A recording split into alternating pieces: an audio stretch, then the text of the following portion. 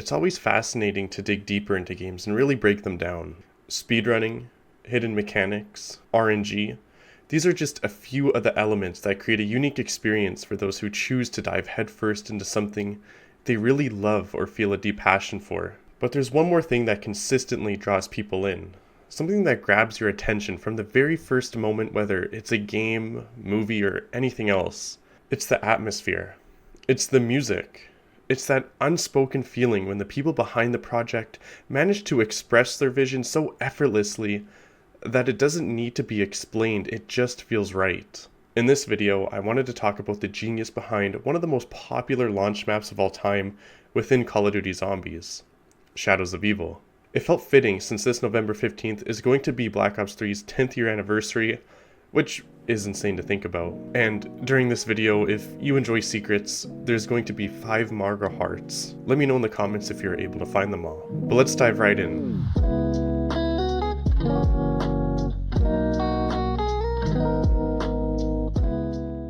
The fictional Morgue City set in the 1940s is nearly impossible to put into words for its beauty, intricate design, and immersive atmosphere that leaves a lasting impression on anyone who steps into it.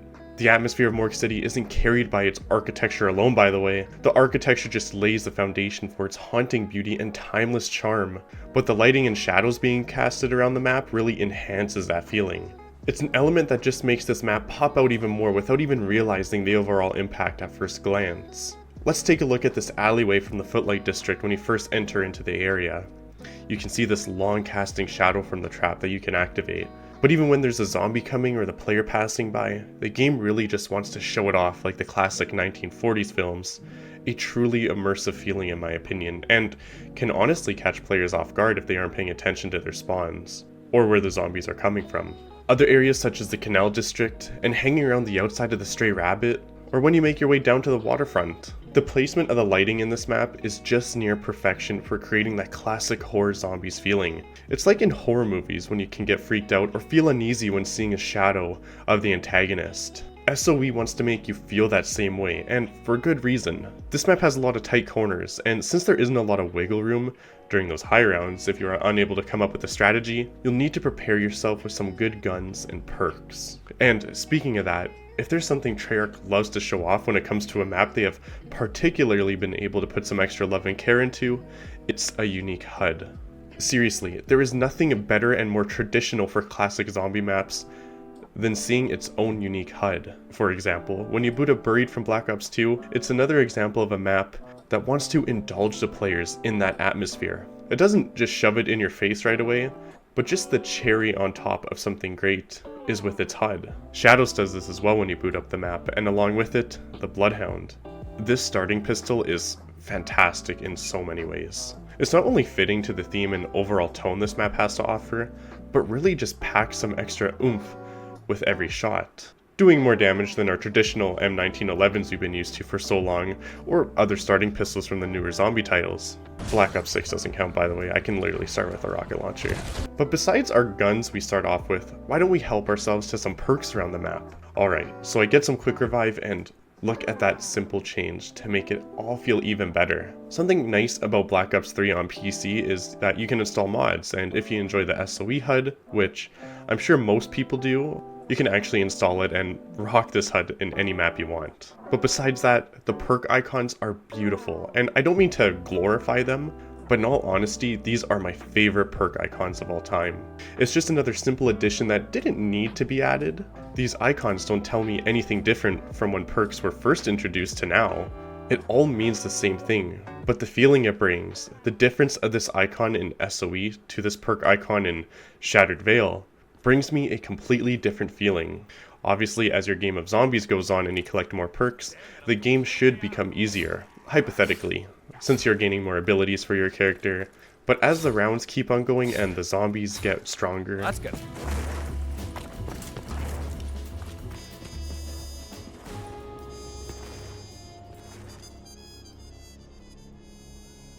Did you hear that? That transition from one round to the next? It's hard not to talk about Shadows without mentioning the soundtrack. I'm sure most of us, when it comes to playing Shadows for the first couple of times and listening to the soundtrack, felt jazzy. Like you could do a little dance or feel a little bit fancy. You might even say listening to the soundtrack felt very familiar when you heard it for the first time. Snakeskin Boots, which was created by American musical composer Jack Wall, who has created a plethora of songs for the Call of Duty franchise, also was created by musical artist Rick Russo, who was recognized with his vocal work on movies like In the Lion King or Shrek 2, was another artist who created this classic song. Anytime you see something about Shadows of Evil on YouTube Shorts or TikTok, I can guarantee that 80 to 90% of the time, Snakeskin Boots soundtrack is going to be playing in the background, most notably the instrumental version. With that being said, the transition music, that feeling of getting through a round after having a rough time, just feels so rewarding when you get to listen to that jingle for those couple of seconds before diving back into hell. There really isn't another map where I'm more excited to listen to that short snippet of the theme before continuing my game. And when it comes to video games in general, the soundtrack is either a boom or a doom. I can't believe I referenced the Costco guys. But in all seriousness, this is true in any sort of case or scenario. If you don't like the music of a game you're playing, if you think the soundtrack is just terrible to listen to, it ruins your experience. When you turn off the music, it's almost like playing a completely different game at times. There are moments where you may be thinking when the music is turned off, what am I supposed to be feeling right now? How does the game want me to feel? I'm going to use two examples. One is off topic from Call of Duty, and one is referencing another map most of you have probably played. But stick with me because it's a fair and honest point. Mario Galaxy. I'm sure most of you who have played this game already understand where I'm coming from. This legendary soundtrack is breathtaking. When you hop from one planet to another, when you explore a level and feel the music evolve around you, Mario Galaxy makes you feel things you never knew you could feel before. Kinodertoten. When the player first discovered the secret Easter egg song 115 by Alina Sigmund, this is when I'm sure most of you went from boys to men. The intense soundtrack playing in the background as you lay tooth and nail into the hordes of zombies and overcrawlers, chasing after you from every part of the broken undead theater. The soundtrack of video games should make you feel something. And Snakeskin Boots is just fantastic. It's not only an Easter egg song you can activate in the map, but it takes away the serious tones that we are so used to. I think this is another reason why Shadows of Evil was such a breath of fresh air at the time. You can tap your fingers and enjoy this jazzy tune instead of headbanging yourself into a headache when listening to 115. And I'm not saying that 115 is a bad song, but obviously the tones are very different. I guess it's important to talk about our characters in this map, and I know it's a little late into this video, but bear with me. Jessica Rose, otherwise known as the femme fatale, which means an attractive and seductive woman, especially one who is likely to cause distress or disaster to a man who is involved with her. Jessica works as a burlesque dancer in the Black Lace Club. Though she dreams of becoming a famous Hollywood star, in order to make it happen, she went as far as engaging in a sexual relationship with a film producer. The relationship, however, was caught by a press photographer who threatened to blackmail Jessica.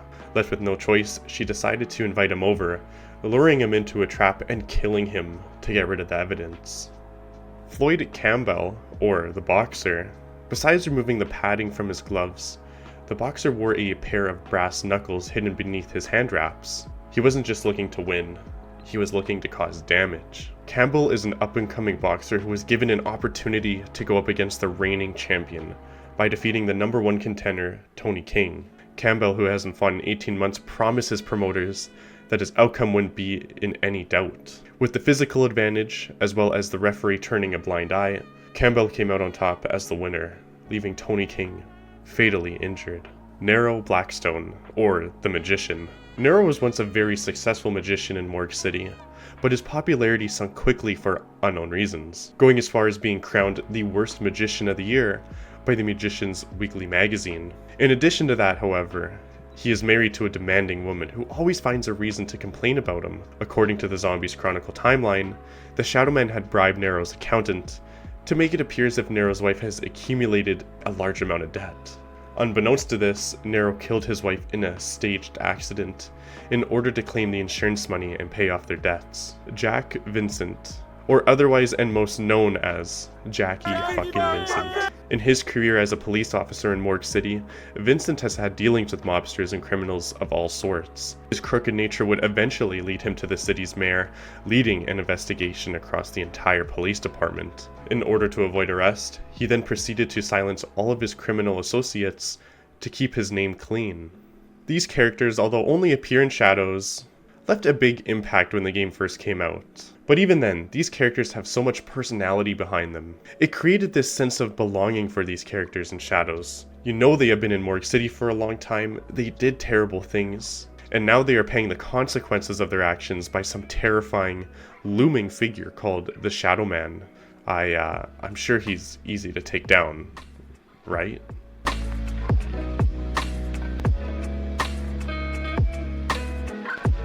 For new players that were going into Shadows, it will be difficult. It will make you want to quit at times because there's so much to explore and figure out.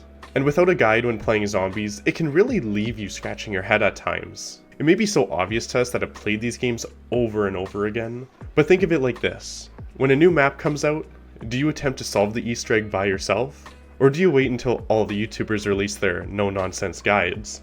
Nudge nudge. However, the game rewards players for exploring and trying out new things. Before we actually get into the main quest, let's talk about something I feel is majorly more important in the grand scheme of things. The movement. If you were to delete all the maps from Call of Duty Black Ops 3 Zombies and given an obstacle course or even just an open field, there would be people on board with this due to how great and innovative the movement was at the time when Black Ops 3 released. Honestly, the slide jump mechanic is just perfect in so many ways and really rewards the player for learning the ropes, for trying to move and navigate faster around the map. Tired of running stamina up as your fourth perk? No problem. Just slide jump over and over again. It works great in this kind of game mode as well, since there's actually a benefit to using this mechanic, unlike dolphin diving. Furthermore, with how big Shadows is as well, although it's very generous with its shortcuts, it still gives the purpose to the players for exploring and being creative with their movement. I still, to this day, cannot slide jump when it comes to going upstairs. I just can't get the hang of it, and seeing people do it just looks like butter sliding on a warm pan. Not only that, but something else that was added into the game that people have mixed feelings about is gobblegums. Now, I won't go into great detail about this, but for new players, gobblegums are a great way to help you out, or give you that extra oomph you may need. But as a player like myself who has played Black Ops 3 for way too many hours, it's optional. My experience over time, my movement, and my knowledge about the map gives me the power in my games to understand and make proper judgment so I can utilize my points to their best potential, and even when there's a ton of enemies, I understand how to deal with them without having to feel crutched by only taking them down with gobblegums. It's also not the first time that Call of Duty has also introduced true boss enemies into zombies. The Panzersoldat in Origins was not only a great challenge, but switched up the general gameplay, forcing players to really strategize with their current points, weaponry, and surroundings. The Margwas also help switch things up. The tight alleyways and corners, the Margwa makes the perfect boss enemy to really catch players off their game. One wrong move, or if you manage to get unlucky training your zombies and a Margwa corners you, that could be it. The Margwa forces the players to stay aware, to be alert, and be smart about their movement. But as said, one wrong move could be the end of your game, especially once you destroy one of its heads, and then it's constantly sprinting at you. I love how the screen shakes as well. It doesn't faze me as much nowadays, but back in the day when I was first playing Shadows, I could feel my heart pounding. I was panicking, not able to think straight, since the map really made me feel like I was running into dead ends. But the more time you put into the map, the more rewarded you will be when creating more and more successful strategies to overcome your enemies. I'm just thankful they can't grab you from a distance like the Panzers in Origins. Crutch perks were always an issue within zombies back in the day. You knew you always needed Jug, Double Tap, and Quick Revive if you were playing solo, and then you had some good choices to choose from as your fourth perk. There was Stamina Up, which isn't a major priority due to the enhanced movement in Black Ops 3. Speed Cola, which is great, especially since there are times when reloading can help you get unstuck from being cornered. Electric Cherry and Deadshot were also just alright at best. But the new perk added into Black Ops 3 was nearly as essential as Jug. Possibly even better than Juggernog at the time, due to how fantastic, game-changing, and powerful it was, which has definitely saved countless players from what should have been the end of their runs. Widow's Wine. Just look at this machine. I'm not sure if I'm able to play the jingle on YouTube, but if you haven't heard it, it's great. I truly believe as a solo player, this is the final crutch perk you need, which means you're rocking Quick Revive, Jug, Double Tap, and Widow's Wine. If you don't know already, when you get the perk, your grenades turn into these spider-like balls, which, when a zombie hits you, will explode and encapsulate them in webs. not only slowing down their movements temporarily, but also the time it takes for a zombie to hit you, while also giving a second buff to the player, which is an increase to their melee damage, with the possibility of encapsulating the zombies in webs as well.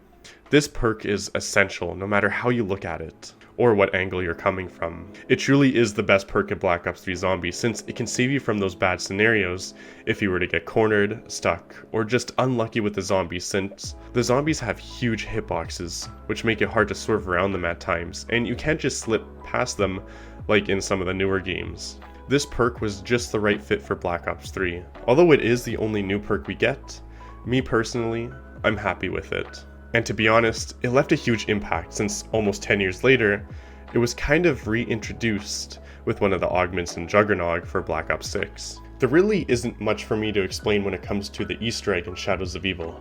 I'm sure the majority of you who are watching already know each step off by heart. But something that also makes this Easter egg stand out in particular was the difficulty. But I don't mean it in the sense of extreme difficulty. As I mentioned before, Shadows rewards the players the more you explore and get familiarized with the map, which will then create an easier experience. The Easter egg just puts that to the test. When you start to upgrade your sword by grabbing your Archovum from the Apothegm at a specific ritual site dependent on your character, this is just the tip of the iceberg when it comes to a challenge. Bringing your egg to one of 5 ritual pads around the map, which spawn a Margwa you must kill without going down.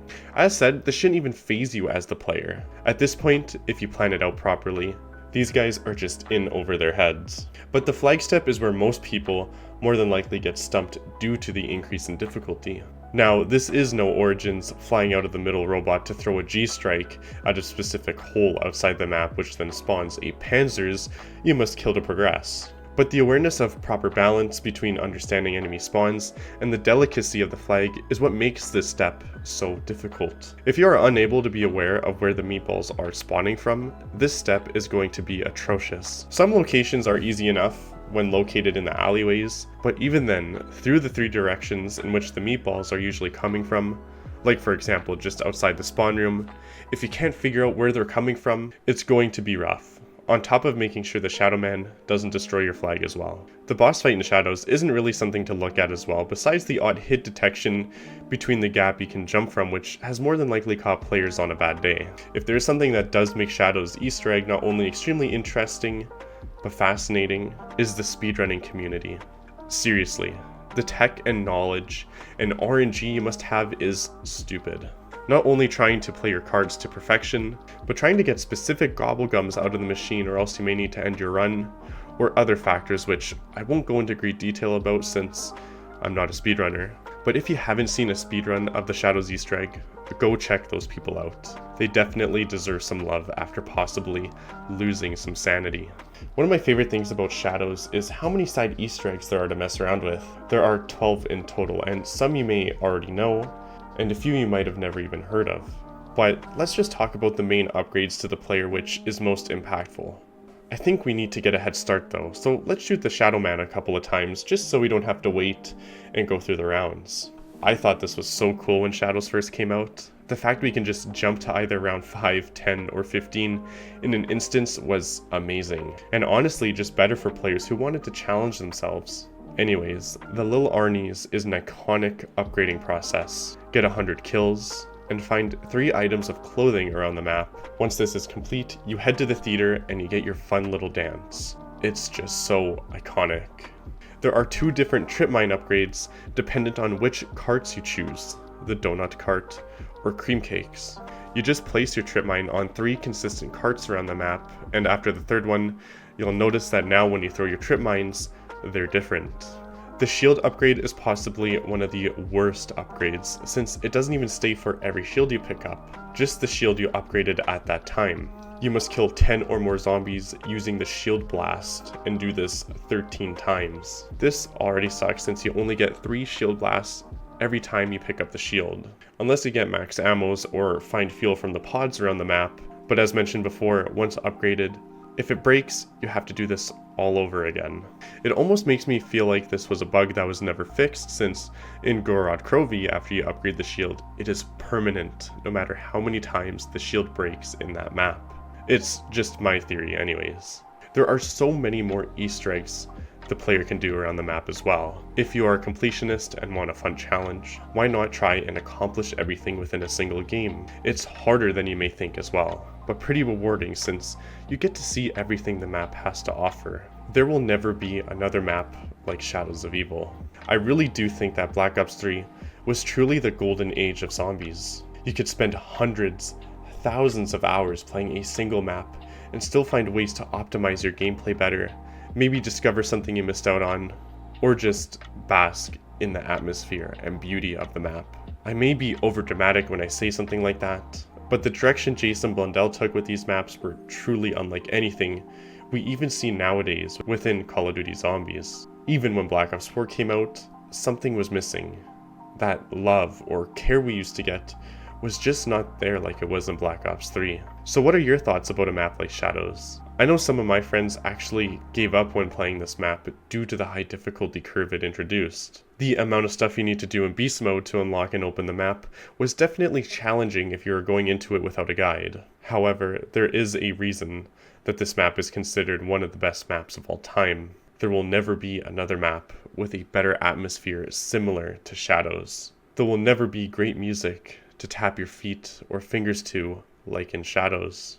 There will never be another Jackie fucking Vincent. Do you recall anything specific that made you love this map so much? Was it the introduction of the Apothecans? Or maybe it was the plethora of Cthulhu-based things littered around the map. I really love Cthulhu concepts. Even as the Shadow Man, it makes sense or aligns with the stories of Cthulhu's. A characterized priest or leader of the Old Ones, a species that came to Earth from the stars before human life arose. It does sound awfully within his character. With that being said, if you enjoyed this video, why not like and subscribe? And if you enjoy these commentary type of videos, check out my other documentaries. I made one about Infinite Warfare, or if you enjoy simple, fun commentary videos and need a break from zombies, I have that as well. Thank you guys again for watching this video, and thank you to Marise, who created this video's thumbnail. If you want professional thumbnails done for your videos as well, check out her Fiverr page, which is at the top of the description. She always does a fantastic job, and as always, I hope you're doing well. See you soon.